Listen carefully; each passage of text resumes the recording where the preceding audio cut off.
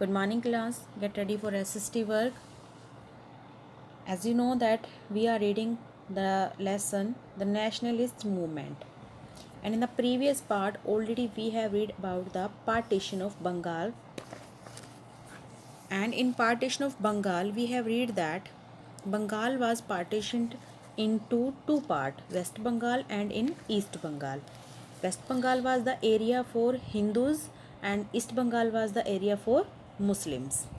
So this was an action taken by colonial government to divide the Hindu and Muslim.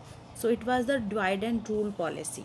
तो कल हमने जिसके बारे में पढ़ा कि जो एक पार्टी बनी, पार्टी के बाद जो थोड़ी सी उनके यूनिटी आने लगी लोगों के बीच में, तो उसके बाद बंगाल को पार्टीशन कर दिया गया। उसके अंदर से जो हिंदू मुस्लिम थे उनको डिवाइड कर दिया गया। एंड जो पार्टी के लोग थे वो भी आपस में अपने विचारों से मेल नहीं खाते थे, और जो कांग्रेस थी वो भी स्प्लिट हो गई। उसमें भी मॉडरेट और रेडिकल्स। मॉडरेट वो जो सिर्फ प्रार्थना पत्र के जरिए अपनी बातें मनवाते थे, रेडिकल वो जो थोड़ा अग्रेसिव वे शो करते थे। एंड फाइनली कुछ और लोग थे जो कि रिवोल्यूशनरी बने, यानी कि जिन्होंने स्पेशली बिल्कुल डायरेक्ट मतलब ऑन द स्पॉट जो है डायरेक्ट एक्शन लेने की बात कही, तो डायरेक्ट एक्शन वाले रिवोल्यूशनरी बने। तो बंगाल के पार्टीशन के बाद कांग्रेस का हमने पढ़ लिया कि ये हाल हुआ कि वो स्प्लिट हो गई। ये तो था हिंदुओं के बारे में। अब जो मुसलमान अलग किए थे या जो मुसलमान लोग थे हमारे यहाँ पे बड़े बड़े लीडर थे, उनका क्या रोल था? क्या उन्होंने भी अपनी कोई पार्टी बनाई थी? जैसे हिंदुओं ने अपनी कांग्रेस बना ली, तो क्या उन्होंने अपनी कोई पार्टी बनाई? अगर बनाई तो उसका क्या रोल था? Okay, let's read about it from the topic formation of Muslim league. The Muslim League came about as a result of the divide and rule policy followed by the colonial government. Already we have discussed it कि divide and rule policy में Mughal league जो है वो उसका एक result था. It was formed to look after the interest of Muslims in India. और ये किसके लिए बनाया गया था संगठन? सिर्फ जो इंडिया में मुस्लिम लोग थे उनके भावनाओं को समझने के लिए, उनके इंटरेस्ट की बात करने के लिए बनाया गया था. It came into being in 1906 under the leadership of Aga Khan, the Nawab of Dhaka and Nawab Mohsin ul Mulk. तो जो मुस्लिम लीग था वो 1906 में बनाया गया, और इसके जो मेन हेड थे वो आगा खां थे जो कि ढाका के नवाब भी थे. ओके, और इसके साथ एक और नवाब थे जिनका नाम था नवाब मोहिसन उल मुल्क. नेक्स्ट हम बात करते हैं the Muslim League aimed to promote Muslim loyalty to the British. अब देखो, जैसे ही ब्रिटिशर्स ने ये बात दिमाग में डाली कि हिंदू और मुस्लिम जो हैं मतलब उनको अलग करने की सोची, तो मुस्लिमों के दिल में भी ये बात जा गई कि हमें भी तो बिल्कुल पार्टिसिपेशन करना चाहिए, हमें भी रूल करना चाहिए. सिर्फ इंडिया में हिंदू ही रूल क्यों कर रहे हैं, हम क्यों रूल नहीं कर सकते? तो अब मुस्लिमों को ये लगता था कि सिर्फ ब्रिटिशर्स ही हैं जो हमें हमारा हक वापस दिलवा सकते हैं. ठीक है, तो जो मुस्लिम लीग बनाई गई थी वो किसके प्रति लॉयल्टी थी? वो ब्रिटिशर के प्रति लॉयल्टी यानी वफादारी को शो करने के लिए बनाई गई.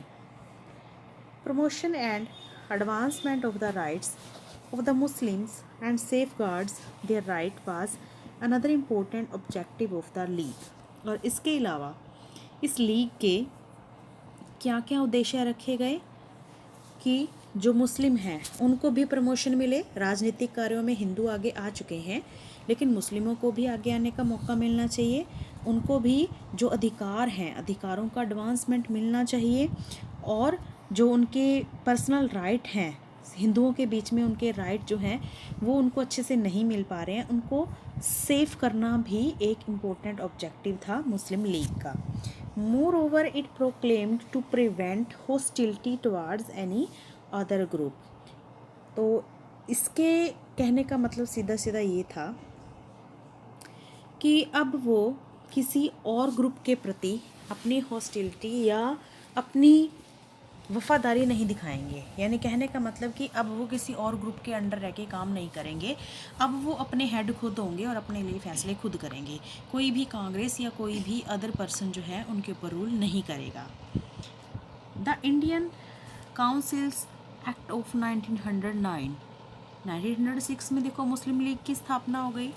तो 1909 में देखते हैं इंडियन काउंसिल एक्ट आया। In 1909, the British government introduced a series of reforms called the Morley-Minto reforms. तो ब्रिटिश गवर्नमेंट ने रिफॉर्म्स के नाम पर यानी कि सुधारों के नाम पर कुछ अपनी बातें सामने रखी।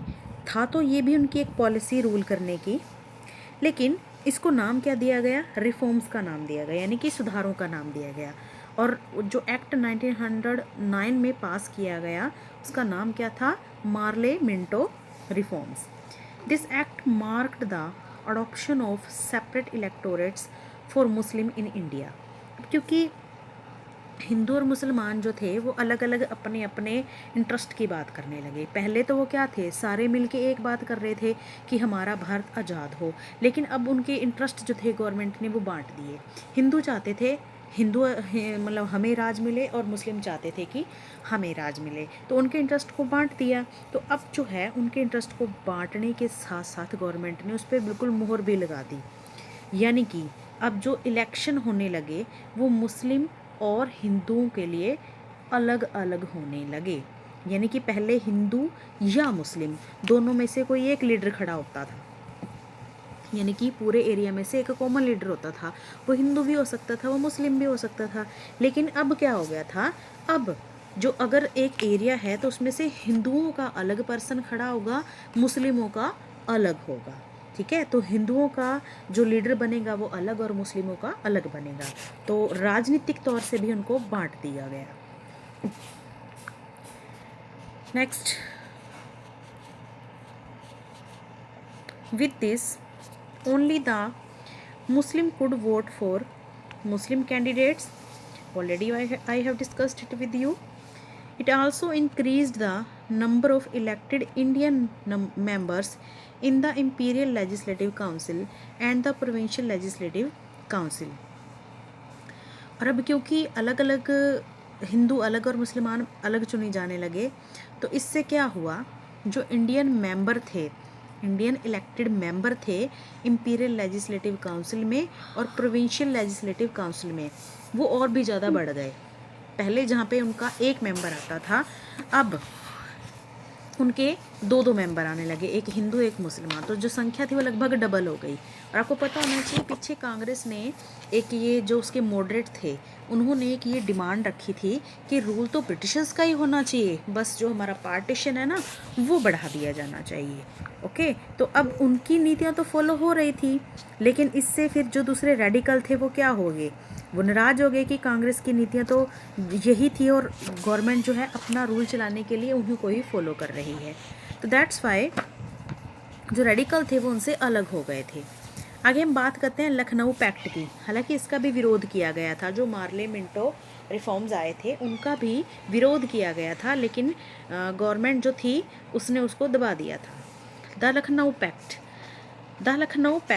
was an important landmark in the history of Indian national movement because the Indian National Congress and the Muslim League agreed to adopt a joint scheme of political reform.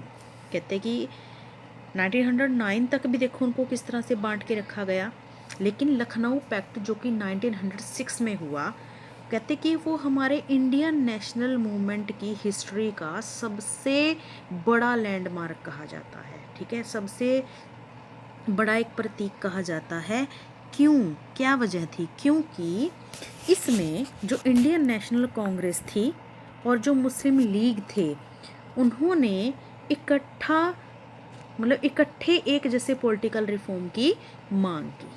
कहने का मतलब कि अब जो भी हो ना, सिर्फ हमें भारतीय मानकर हमारे लिए सुधार किए जाएं, हमें हिंदू और मुस्लिम मानकर अलग अलग हमारे लिए सुधार क्यों दिए गए। ठीक है, तो एक तरह से जो मार्ले मिंटो रिफॉर्म आया था उसके अगेंस्ट ये एक्ट पास करना था। With the adoption of pact, INC accepted the demand for separate electorates for the Muslim। तो अब इसके लिए देखो क्या हुआ, अगर तो जो मुस्लिम लीग है उनकी डिमांड मान ली जाए तो वो भी क्या करेंगे, हिंदुओं का साथ देंगे। ठीक है, तो अब उनकी मांग क्या थी मुसलमानों की, कि हमें भी हिंदुओं के बराबर का दर्जा मिले। अब इंडियन नेशनल कांग्रेस जो थी उसमें सारे हिंदू ही थे, मुस्लिम तो थे नहीं। तो अब जो सबसे बड़ा इसका प्रभाव हुआ कि जैसे ही ये पैक्ट आया तो इंडियन नेशनल कांग्रेस ने जो मुस्लिम थे उनके सेपरेट इलेक्टोरेट की बात मान ली, यानी कि उनको भी कांग्रेस में बराबर के मेंबर रखने का हक मिल गया। In terms both the Congress and the league demanded dominion status for the country. तो अब देखो कांग्रेस भी और लीग भी दोनों क्या हो गए, लगभग पार्टी एक बन गई उनकी, है ना। नाम तो अलग अलग थे, चुने भी अलग अलग जाते थे, लेकिन पार्टी जो थी वो एक इकट्ठा मिलकर काम कर रही थी और दोनों ने मिलकर किसकी डिमांड की, एक स्टेटस की मांग की, एक डोमिनियन स्टेटस, यानी कि ये कहा कि हमें आज़ाद भारत चाहिए। Next is the home rule league movement. तो लखनऊ पैक्ट में हमने क्या पढ़ा कि हिंदू मुस्लिम जो थे वो एक मुद्दे पर लड़ने के लिए तैयार हो गए, उनकी जो इंटरेस्ट थे वो फिर से एक होने लग गए। अब होम रूल लीग आया, home rule league movement. The home rule league movement demanded self government और होम रूल। इसने डायरेक्ट सी डिमांड रख the home rule league movement ने कि हमें तो हमारी खुद की गवर्नमेंट चाहिए। ठीक है, यानी कि जो हिंदुस्तानी है, चाहे वो इंडियन है या चाहे वो मुस्लिम है, वो कहते हैं कि हमें तो अपनी खुद की गवर्नमेंट चाहिए, हमें होम रूल चाहिए, हम नहीं चाहते कि हमारे ऊपर कोई दूसरे रूल करें। It was started by Tilak and Annie Besant, who traveled all over the country to raise awareness and gather support। और ये किसने चलाया था मूवमेंट, ये तिलक और एनी बेसेंट ने चलाया था, जो कि हम पीछे पढ़ चुके हैं कि क्या थे, रेडिकल्स थे, कांग्रेस पार्टी के अंदर शामिल थे, लेकिन उनकी जो थिंकिंग थी वो क्या थी, वो रेडिकल थे, यानी कि जो अग्रेसिव वे में बात करने वाले थे। तो उन्होंने पूरी कंट्री में ट्रैवल किया, जब वो रेडिकल बने उन्होंने कांग्रेस छोड़ दी, उसके बाद उन्होंने पूरी कंट्री में ट्रैवल किया और लोगों के बीच में अवेयरनेस जगाई और इस मूवमेंट के लिए सपोर्ट इकट्ठी करी। Next is the government of India act 1919। The Montagu-Chelmsford reforms or the Government of India Act 1919 enlarged the provincial legislative council and increased the number of elected members in these council। तो अब देखिए उसके बाद जो britisher थे वो भी पूरे ढीठ थे, वो भी छोड़ने वाले नहीं थे इंडिया को, क्योंकि उनको और ज़्यादा रूल करना था इंडिया पे। तो उन्होंने क्या किया, मोंटेग्यू चेम्सफोर्ड के नाम से एक और मतलब कुछ नए कानून पास किए जिनको फिर से रिफॉर्म का नाम दिया गया। ठीक है, और इसी मोंटेग्यू चेम्सफोर्ड रिफॉर्म को गवर्नमेंट ऑफ इंडिया एक्ट भी कहा जाने लगा। क्यों? क्योंकि इसमें इंडिया के फेवर के लिए थोड़ी बात कही गई थी। क्या कहा गया था कि इसमें प्रोविंशियल लेजिस्लेटिव काउंसिल और हाँ जी, प्रोविंशियल लेजिस्लेटिव काउंसिल जो थी उसको तो एनलार्ज कर दिया, मतलब उसको और ज़्यादा बढ़ा दिया, उसका साइज इंक्रीज़ कर दिया। और इसी के साथ साथ जो इस काउंसिल के मेंबर थे, चाहे वो हिंदू और मुस्लिम थे जो चुने जाने वाले, उनकी संख्या भी बढ़ा दी। यानी कहने का मतलब हिंदुओं को भी रूल करने का मौका दे दिया, मुसलमानों को भी रूल करने का मौका दे दिया, ताकि जो वो लोग हैं उनको खुश करके बट उनके ऊपर रूल बनाया जा सके। तो आगे देखिए क्या था, द सिस्टम ऑफ डायरची और dual government was also introduced. तो कहते हैं कि इससे क्या हुआ, ड्यूल गवर्नमेंट का सिस्टम इंट्रोड्यूस हो गया। ड्यूल गवर्नमेंट का मतलब कैसे, कि इंडिया में रहने वाले जो इंडियंस थे और मुस्लिम थे वो अपनी गवर्नमेंट चला करके बैठे थे। अब उस गवर्नमेंट के ऊपर भी एक गवर्नमेंट बैठी थी, और जो हेड गवर्नमेंट थी वो कौन सी थी, ब्रिटिश गवर्नमेंट थी। तो ये क्या हो गया, डबल गवर्नमेंट का सिस्टम हो गया था, जिसको ड्यूल गवर्नमेंट के नाम से जाना जाता था।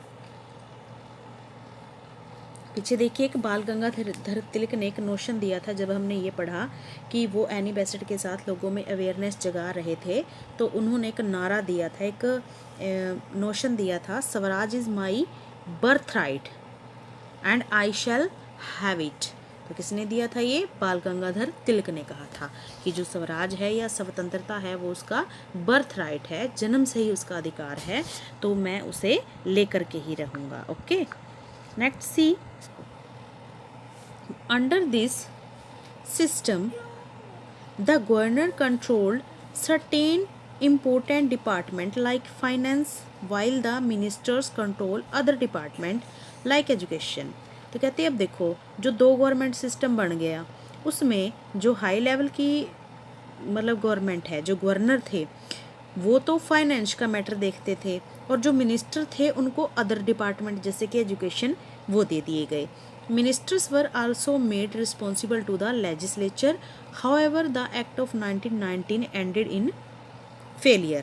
कहते हैं कि जो मिनिस्टर्स थे वो लेजिस्लेटिव को अपनी रिपोर्ट दिया करते थे, यानी कि वो जो पर विधानसभा वगैरह बनाई जाती थी वो उसके लिए रिस्पॉन्सिबल हुआ करते थे, यानी कि हर काम के लिए उनको उसको जवाब देना होता था।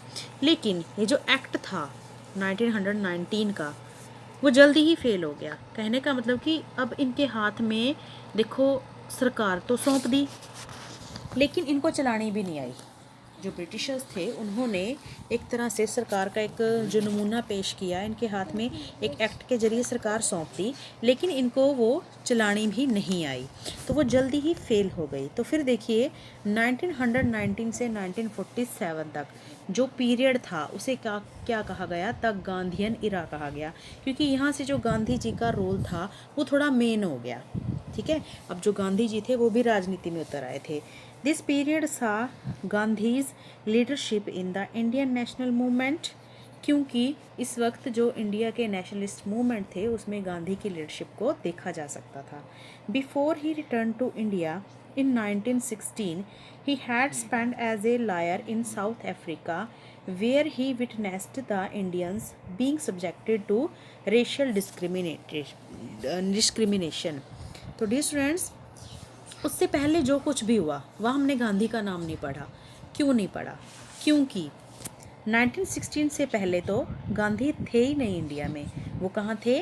वो साउथ अफ्रीका में थे, एज ए लॉयर थे वो, मतलब एक वकील के रूप में वो वहाँ पे जॉब करते थे, जहाँ पे उन्होंने जो इंडियन थे, ठीक है, जहाँ पे उन्होंने जो विट यानी कि इंडियंस थे, रेशियल डिस्क्रिमिनेशन के खिलाफ, ठीक है, इंडियंस के लिए वहाँ पे लड़ाई लड़ी। कहने का मतलब कि साउथ अफ्रीका में भी इस तरीके से जो रंग भेद की नीति थी, रेशियल डिस्क्रिमिनेशन था, कास्ट के नाम पे भेदभाव किया जाता था, उसके खिलाफ लड़ाई लड़ी, और हमारे हिंदुस्तान में आके भी उसने इंडियंस को इसके बारे में अवगत करवाया कि हमें भी इस डिस्क्रिमिनेशन को ख़त्म करना चाहिए। अब थोड़ा गांधी के बारे में डिटेल में थोड़ा बताया गया, वो पढ़ेंगे हम। बॉर्न इन 1869, तो गांधी का जन्म कहाँ हुआ? 1869 में हुआ। कब? 1869 में हुआ। कहाँ हुआ? At Porbandar in Gujarat. He had studied law in England, और फिर उसके बाद उसने इंग्लैंड जाके लॉ की स्टडी की। It was during his stay in south Africa that he developed his philosophy of Satyagraha and अहिंसा। और अफ्रीका में रहते हुए ही उसने अपनी जो फिलॉसफी थी सत्याग्रह और अहिंसा की, उसको डेवलप किया, मतलब सच का साथ देना और किसी से मारपीट ना करना। तो उसने अपनी एक ये छवि बनाई थी या इस फिलॉसफी को कायम रखा था। With these he transformed the national movement into one which was participated by million of people, from being one which was confined to the educated middle class intelligentsia। कहते हैं कि अहिंसा और सत्याग्रह ये उसके एक तरह से ऐसे दो शस्त्र थे या ऐसे दो एक तरह से हथियार थे जिनके जरिए उसने क्या किया? एक नेशनल मूवमेंट बनाया, एक ऐसा नेशनल मूवमेंट बनाया जिसमें मिलियंस ऑफ लोगों ने एक साथ पार्टिसिपेशन किया। जबकि उससे पहले जो एजुकेटेड मिडिल क्लास के मतलब इंटेलिजेंसिया लोग थे, यानी कि उससे पहले जो सरकार में बैठे हुए थे लोग, ठीक है, वो इतना नहीं कर पाए, ठीक है, वो इतना नहीं कर पाए। और जो गांधी जी जो थे उसने एजुकेटेड लोगों के साथ साथ जो दूसरे लोग थे उनको भी इकट्ठा किया और अपने मूवमेंट में एक साथ मिलियन लोगों को इकट्ठा कर लिया।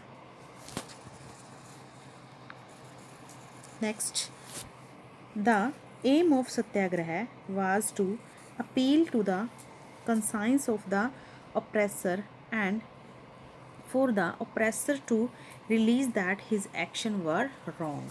तो कहते हैं जो सत्याग्रह का मेन एम था, जो गांधी जी ने सत्याग्रह चलाया उसका जो मेन एम था वो क्या था।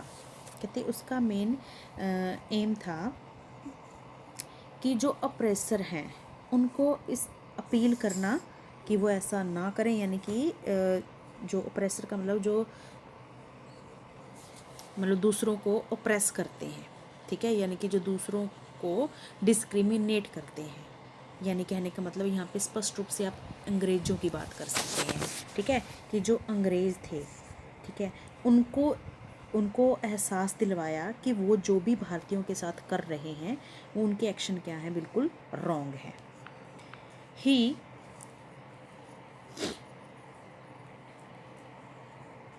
Also stressed on the idea of non violence और अहिंसा, और इसके अलावा उसने नॉन व्योलेंस और अहिंसा के आइडिया पर भी स्ट्रेस दिया, यानी कि उसने ये कहा कि आप अपनी हक की लड़ाई लड़ो, सच के साथ लेकर लड़ो, लेकिन अहिंसा के साथ, यानी कि किसी से मार पीट या किसी को किसी के साथ वैर विरोध रख के नहीं। द रोल्ट एक्ट, अब देखो गांधी जी ने अहिंसा का एक पाठ पढ़ाया जिसमें कि जो डायरेक्ट अपोज करने वाले लोग थे, डायरेक्ट एक्शन लेने वाले लोग थे, या जो रेडिकल्स थे, ठीक है, उन सभी को एक तरह से गांधी जी ने अपने कंट्रोल में ले लिया कि हमें अहिंसा नहीं करनी है।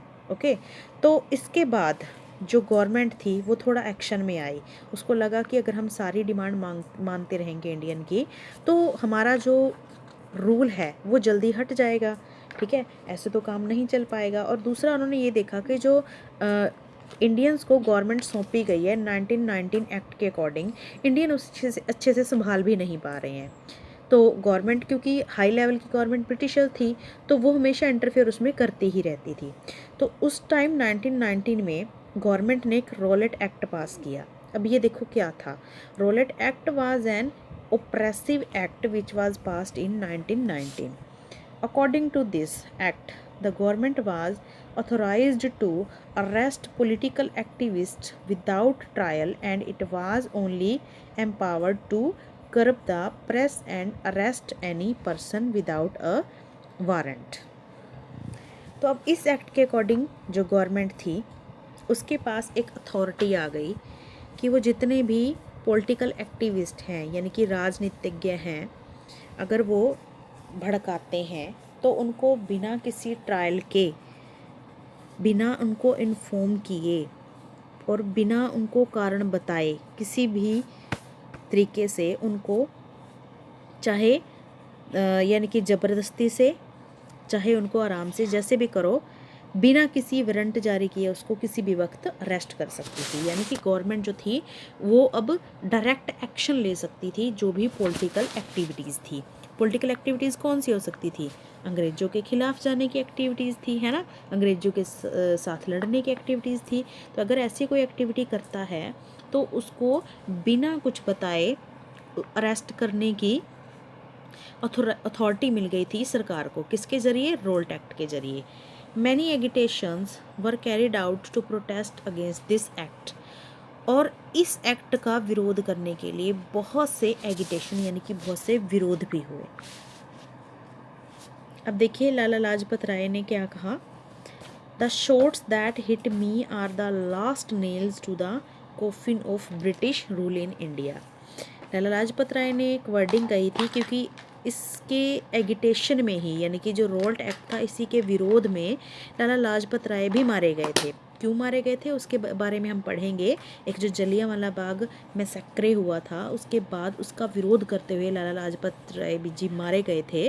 तो लास्ट टाइम मरते वक्त जब उनको लाठियाँ बरसाई जा रही थी तो उन्होंने कुछ वर्डिंग कही थी। उन्होंने क्या कहा था कि ये जो एक एक लाठी मेरे शरीर पर पड़ रही है ये ब्रिटिश के कोफिन में, उनके यानी कि कफन में आखिरी कील साबित होगी। यानी कहने का मतलब कि जो मेरे ऊपर लाठी पड़ रही है ना, वो आपके इस रूल को इंडिया से बिल्कुल ख़त्म कर देगी। ठीक है, तो ये कुछ स्पेशल वर्डिंग थी जिसको पढ़ना ज़रूरी है। आगे बात करते हैं जलियांवाला बाग मैसेक्रे की। अब देखो, गवर्नमेंट ने एक्ट पास कर दिया कि आप किसी भी ब्रिटिशर को, यानी कि किसी भी इंडियन को शक के आधार पर भी पकड़ सकते हो। वारंट जारी करने की ज़रूरत नहीं है। जैसे ही आपको दिखे कि वो कोई प्रोटेस्ट कर रहे हैं, विरोध कर रहे हैं, तो आप उनको पकड़ सकते हो। लेकिन अब इसके बारे में इंडियंस को तो नहीं पता। इंडियंस हालांकि उसका विरोध कर रहे हैं, जिनको पता लग गया, जो पॉलिटिकल उसका विरोध कर रहे हैं, लेकिन पूरी तरह से इसकी जानकारी सबको नहीं मिल पाई। देखो, इसी के विरोध में ही एक बैठक लगा लीजिए या एक सभा लगा लीजिए, जलियांवाला बाग में लोग इकट्ठे हुए।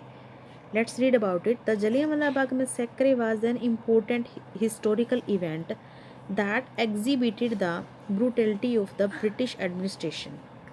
कहते जो जलियांवाला बाग का हत्याकांड हुआ था, वो एक इम्पोर्टेंट हिस्टोरिकल इवेंट है जो हमें ब्रिटिशर्स की ब्रूल्टी के बारे में, यानी कि उनकी एक तरह से जो क्रूर बिहेव था उसके बारे में बताती है। In 1919 a widespread agitation broke out in Punjab after the arrest of doctor Satyapal and doctor Kitchlew on 10 April. तो कहते हैं, अब हमने जो अभी भी पढ़ा रोल्ट एक्ट में क्या था कि जो पॉलिटिकल एक्टिविस्ट थे उनको सरकार बिना वारंट के गिरफ्तार कर सकती थी।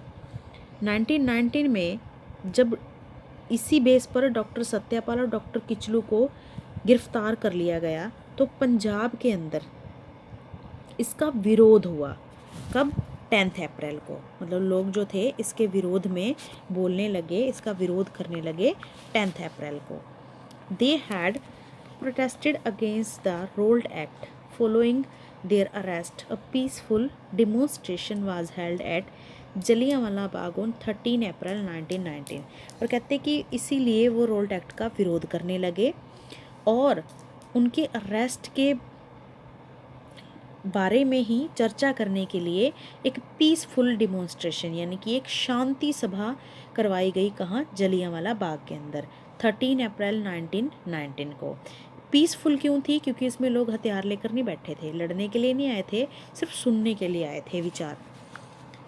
It was a large ground which was surrounded by building and had only one get for entry and exit. कहते कि ये एक बहुत बड़ा ग्राउंड था जलियांवाला बाग, जो कि साइडों से बड़े बड़े बिल्डिंग से घिरा हुआ था और उसका सिर्फ एक तरफ से ही आने और जाने का रास्ता था। The British military commander General Dyer gave the order to fire upon the unarmed protesters. और उस वक्त जो पंजाब के गवर्नर जनरल थे वो कौन थे? डायर थे। तो उन्होंने, एक मिलिट्री कमांडर थे जो जनरल डायर, उन्होंने ऑर्डर दिया कि जो ये मतलब प्रोटेस्टर खड़े हैं यहाँ पे, उनको शूट कर दिया जाए, उस पर डायरेक्ट फायर करने का ऑर्डर दे दिया। Hundreds of people were killed on this day. कहते हजारों की संख्या में या सैकड़ों लोग उसी दिन मारे गए। Soon martial law was proclaimed in Punjab and several strikes were called and people clashed with the police. तो इसी वजह से पंजाब में इतना ज़्यादा हंगामा हुआ कि मार्शल लॉ लागू करना पड़ा, कि जिसमें मतलब कोई भी पर्सन जो है वो अगर दिखता है तो उस पर मतलब मुकदमा भी चलाया जा सकता था, उसको पकड़ा जा सकता था। मार्शल लॉ भी लागू कर दिया गया पंजाब में, एक तरह से कर्फ्यू की स्थिति आ गई। और फिर भी बहुत सारी स्ट्राइक हुई इसके अगेंस्ट और लोगों में पुलिस के साथ बहुत सारी झड़प हुई, यानी कि बहुत सारे झगड़े हुए, लोगों ने पुलिस के साथ बहुत सारे झगड़े किए। In protest of this massacre Rabindranath Tagore returned his knighthood. तो इसी प्रोटेस्ट में, यानी कि इसी का विरोध करने के लिए जो रविंद्रनाथ टैगोर थे, उनको एक नाइटहुड की उपाधि दी गई थी अंग्रेज सरकार द्वारा, यानी कि एक पोस्ट दी गई थी, कहने का मतलब, ठीक है। उन्होंने उसको रिटर्न कर दिया। द खिलाफत movement and the non cooperation movement. खिलाफत का मतलब होता है खिलाफ होना, ठीक है। लेकिन यहाँ जो खिलाफत जो है ये मुसलमानों से जुड़ा हुआ है, ठीक है। और खिलाफत जो था वो मुसलमानों के लिए था और नॉन कोऑपरेशन जो था वो हिंदुओं के लिए था, क्योंकि ये बाद में इकट्ठा हो गया था। पहले अलग अलग चलाया गया था मूवमेंट, बाद में एक हो गया था, इसीलिए इसको खिलाफत और नॉन कोऑपरेशन मूवमेंट कहा जाने लगा। At the end of First World War, as Turkey had faced defeat, the Sultan of Turkey or the Khalifa was stripped of his position. कहते कि जैसे ही फर्स्ट वर्ल्ड वार का एंड हुआ तो जो तुर्की था वो हार गया था इस वर्ल्ड वार में, तो जो तुर्की का सुल्तान था, खलीफा नाम था उसका, उनको उनकी पोस्ट से, उनकी पोजीशन से हटा दिया गया, यानी कि उसको राजा की पोस्ट से हटा दिया गया। This hurt the sentiment of Muslims all over the world as the Khalifa was the spiritual head of the Muslim. अब इससे जो पूरे के पूरे वर्ल्ड में जो मुसलमान थे वो क्या हो गए, गुस्से में हो गए। क्यों? क्योंकि जो मुस्लिम धर्म की शुरुआत हुई थी वो कहाँ से हुई थी, तुर्की से हुई थी। और लोग जो थे, जो मुसलमान थे, वो उस खलीफा को अपना धार्मिक गुरु मानते थे।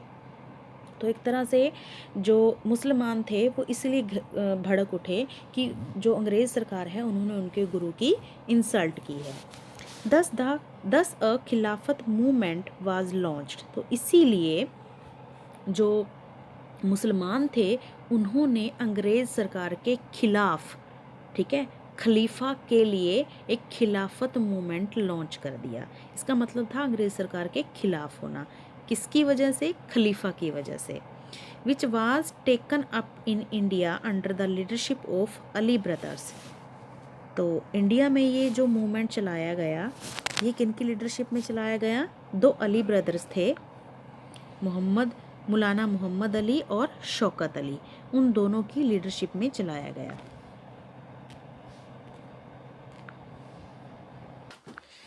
With an aim to better the Hindu-Muslim unity in the country, Gandhi ji proclaimed his support to the movement. तो कहते हैं कि जो ये अली ब्रदर्स थे इन्होंने खिलाफत मूवमेंट चलाया और जो गांधी जी थे उनको एक मौका मिल गया कि अगर मुसलमानों के इस मूवमेंट में हम लोग भी साथ देते हैं तो इससे फिर से क्या हो जाएगी, हिंदू मुस्लिम यूनिटी हो जाएगी, मतलब हिंदू मुसलमानों की एकता हो जाएगी। इसलिए गांधी जी ने उनके मूवमेंट को सपोर्ट करने की घोषणा कर दी, द नॉन कोऑपरेशन मूवमेंट। तो उसके बाद वो वही खिलाफत मूवमेंट जो है वो क्या बन गया, वो नॉन कोऑपरेशन मूवमेंट बन गया, जिसको हम मुसलमानी भाषा में या उर्दू भाषा में कहते हैं ना कि हम इसके खिलाफ हैं, ठीक है। उसमें उसको हम अपनी हिंदू भाषा में करते हैं कि असहयोग, ठीक है, यानी कि हम इसका साथ नहीं देंगे, हम इसके विरोधी हैं, हम इसके खिलाफ हैं और हम इसके विरोधी हैं, ठीक है। तो बात वही, बात दोनों का मतलब एक ही था।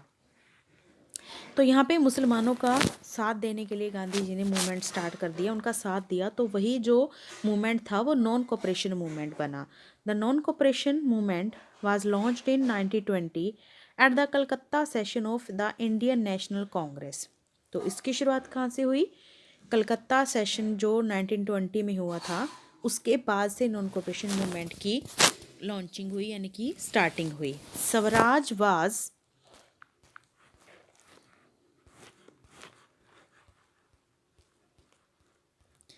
Proclaimed as the goal of INC. तो अब आईएनसी, इंडियन नेशनल कांग्रेस ने उस मूवमेंट के जरिए क्या एम रखा? स्वराज। स्वराज का मतलब है पूरी तरह से आज़ादी। पहले जो कांग्रेस कहती थी कि ब्रिटिशर्स का राज होना चाहिए लेकिन हमें उसमें भागीदारी बढ़ा देनी चाहिए। तो अब कांग्रेस को भी धीरे धीरे रियलाइज़ हो गया था कि ब्रिटिशर्स की असलियत क्या है। तो अब जो उनकी मांग थी वो पूर्ण स्वराज की थी। The non cooperation movement was a non violent movement against the government. और ये मूवमेंट चलाया गया था, लेकिन कैसा मूवमेंट था? नॉन व्योलेंट। नॉन व्योलेंट मतलब इसमें किसी को मारना, किसी को गाली गलौच देना या किसी से लड़ना, हथियारों का यूज़ करना, वो सब मनाही थी।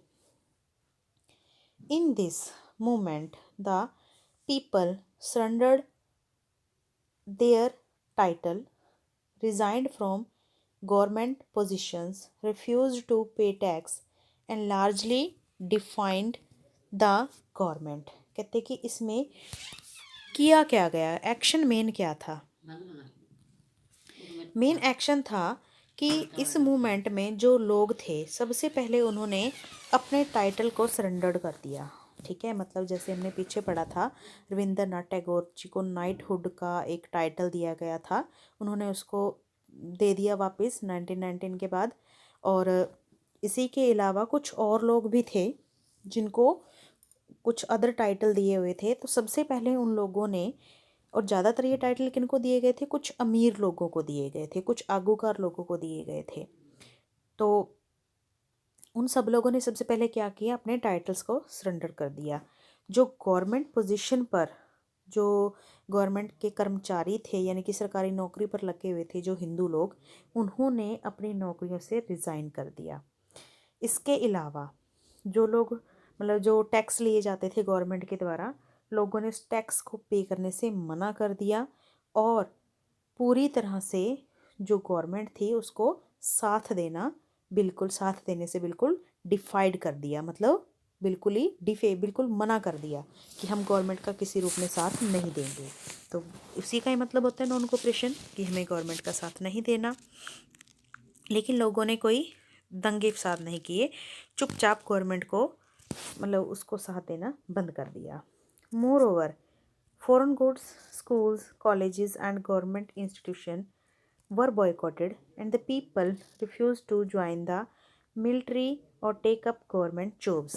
इसके अलावा और क्या क्या हुआ, जो फॉरेन गुड्स थी उनका बायकाट किया गया, लोगों ने उनको खरीदने से मना कर दिया। स्कूल, कॉलेज और गवर्नमेंट इंस्टीट्यूशन जो ब्रिटिशर्स के थे उनमें जाने से मना कर दिया।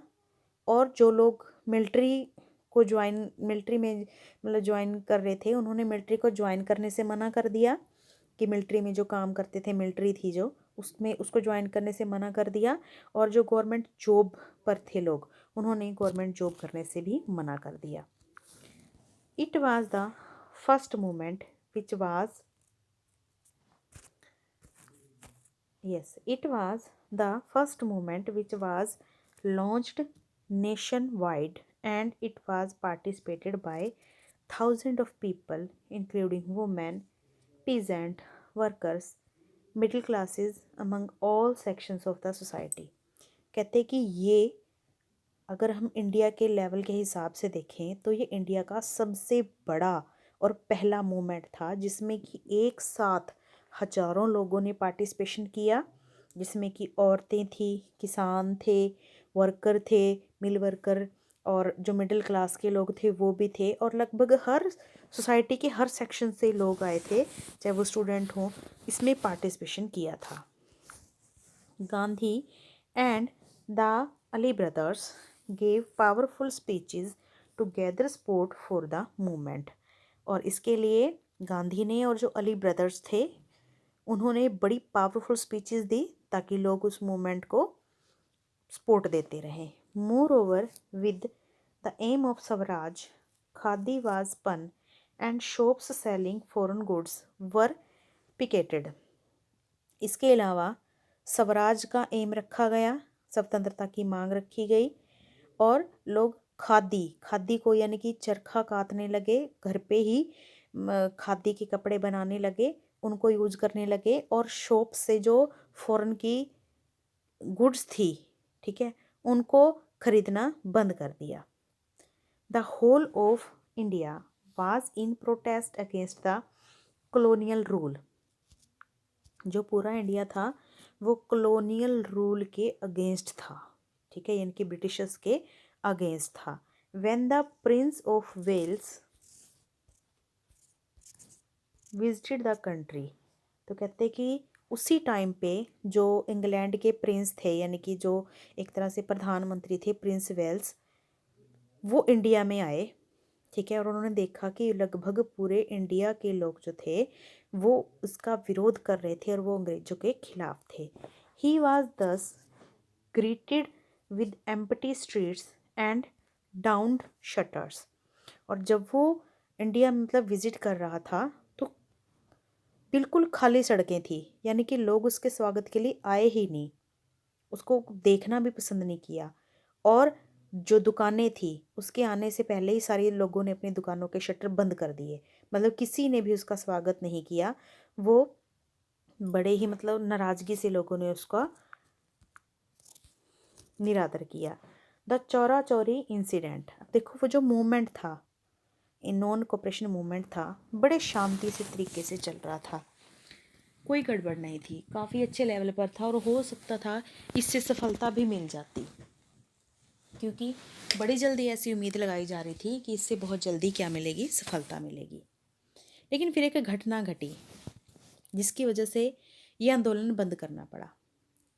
Gandhi called off the non cooperation movement because of the Chaura Chauri incident in which a mob burnt 22 policemen to death inside a police station at Chaura Chauri in UP. कहते हैं कि ये जो मूवमेंट इतने बड़े लेवल पर फैल गया था जिससे कि पूरा इंडिया प्रभावित हुआ था, इस मूवमेंट को गांधी जी को बंद करना पड़ा, क्योंकि गांधी जी ने सिद्धांत क्या दिया था कि हम अहिंसा नहीं करेंगे, नॉन वियोलेंस नहीं करेंगे, वियोलेंस नहीं करेंगे, ठीक है, यानी कि हम कोई मार पीट या झगड़ा वगैरह नहीं करेंगे। लेकिन एक घटना घटी कि यूपी में जो लोग थे, क्रांतिकारी लोग, उन्होंने एक पुलिस स्टेशन को आग लगा दी जिसमें कि 22 पुलिसमैन थे और वो जिंदा जल गए। तो इस इतनी बड़ी घटना के बाद जो गांधी थे उन्होंने इस आंदोलन को वापस ले लिया। The police had fired upon a procession of peasant and this led to the violence. और जो पुलिस थी उन्होंने अपने बचाव के लिए वापस में सामने मतलब पीजेंट्स के ऊपर गोलियां चलाई, तो ये जो वियोलेंस था और ज़्यादा भड़क गया। मतलब पहले जो थोड़ी लाठी मारपीट वगैरह की होगी पुलिस ने, तो लोगों ने गुस्से में आके जैसे उनको उनका विरोध किया होगा। जैसे ही पुलिस वालों ने उनके ऊपर फायर करना शुरू किया तो लोगों ने उस पुलिस स्टेशन को ही आग लगा दी। गांधी जी, जिसमें कुछ किसान भी मरे थे, okay, Gandhi ji did not want how the movement was turning into a violent one and thus he decided to end it. अब गांधी जी सोच में पड़ गए कि वो कभी भी नहीं चाहते थे कि इस इतने बड़े मूवमेंट से, जिससे सरकार का तख्ता हिल सकता था, ठीक है, फिर भी उसमें वियोलेंट करने की ज़रूरत पड़े। अब ये वो नहीं चाहते थे कि इस मूवमेंट में कोई वियोलेशन हो, मतलब ना तो भारतीय मरे ना ब्रिटिशर्स मरे, जो मुद्दा है वो सुलझ जाए, ठीक है। लेकिन अगर मार कुटाई पर आ गए तो पता नहीं कितने इंडियंस को मरना पड़े और कितने जो मतलब ब्रिटिशर्स हैं उनको भी मरना पड़े। तो जैसे ही गांधी जी ने इस हिंसा को देखा कि अगर एक जगह पर भड़की है, लोग सारे अग्रेसिव हैं, तो धीरे धीरे हिंसा और भड़क सकती है और पूरे हिंदुस्तान में ऐसी अगर मारपीट हुई, खून खराबा हुआ, तो बहुत लोग एक साथ मर जाएंगे। इसीलिए उसने उस मूवमेंट को एंड करने की सोच ली, डिसाइड कर लिया। He was soon arrested and sent to jail for 6 year. और कहते हैं इधर से सरकार भी थोड़ा एक्शन में आई। जब इतना बड़ा काम हुआ तो उन्होंने इस मूवमेंट के सबसे बड़े लीडर गांधी जी को अरेस्ट कर लिया और उन्हें 6 साल के लिए जेल भेज दिया। अराउंड दिस टाइम द खिलाफत मूवमेंट आल्सो डाइड डाउन। कहते इसी के साथ, नॉन कोऑपरेशन मूवमेंट के साथ ही जो खिलाफत मूवमेंट था मुसलमानों का, वो भी बंद हो गया, क्योंकि उसको भी फिर सपोर्ट करने वाला कोई नहीं रह गया। द स्वराज पार्टी, अब देखो जब गांधी जी को अरेस्ट कर लिया गया, ठीक है, तो उसके बाद कुछ और एक्शन भी हुए, क्योंकि कुछ और लोग थे जो गांधी के विचारों से सहमत नहीं थे। हम पहले ही बात कर चुके हैं कि सारे लोग ये नहीं चाहते थे कि सिर्फ प्रार्थना के जरिए से ही काम सुलझे। वो क्या थे, अग्रेसिव मूड में थे कि नहीं, डायरेक्ट एक्शन किया जाए, ऑन द स्पॉट एक्शन किया जाए। तो जो लोग गांधी के विचारों से मेल नहीं खाते थे, इस टाइम में देखो कि उन्होंने क्या किया। अब गांधी जी को जेल में डाल दिया, ठीक है, तो आगे उनकी एक्टिविटीज़ आती हैं कि उन्होंने क्या किया। The Swaraj party was formed by the leaders who were unhappy with Gandhi's decision to call off the non cooperation movement. तो देखो जैसे ही गांधी जी ने नॉन कोऑपरेशन मूवमेंट को बंद करने का डिसीजन लिया, तो जो लोग स्वराज पार्टी यानी कि जो लीडर थे वो उससे अनहैप्पी हो गए। जो बाकी के लोग उसका साथ दे रहे थे वो अनहैप्पी हो गए, क्योंकि उनके लिए ये हिंसा एक छोटी मोटी हिंसा थी कि क्या फ़र्क पड़ता है, आप इसको लगातार चलने दो। ठीक है, तो पहले वो गांधी का साथ दे रहे थे, लेकिन बाद में जैसे ही मूवमेंट ऑफ हुआ तो उन्होंने गांधी जी से वो अनहैप्पी हो गए और उन्होंने अपनी अलग पार्टी बनाई जिसका नाम रखा Swaraj party. Setup in 1923 by Motilal Nehru, C.R. Das, N.C. Kelkar, it formulated its own method of opposing the colonial regime। तो कहते हैं कि ये पार्टी किसके द्वारा बनाई गई? मोतीलाल नेहरू, C.R. दास और N.C. केलकर के द्वारा बनाई गई, और उन्होंने अपने ही मेथड बनाए कॉलोनियल रिजाइम का विरोध करने के लिए। The Swarajists contested election and became part of the legislature. सबसे पहले उन्होंने इलेक्शन कंटेस्ट किए, इलेक्शन में हिस्सा लिया और लेजिस्लेटर में अपनी जगह बनाई। In the 1923 election it won 42 seats, but it soon lost its prominence with the death of C.R. Das in 1925। तो 1923 में जो इलेक्शन हुए उसमें 42 सीट मिली उनको, लेकिन इस पार्टी का जो दबाव था वो जल्दी ख़त्म हो गया जैसे C.R. दास की डेथ हुई 1925 में। Okay, so dear students, in the next period we will read about the next commission, that is the Simon Commission।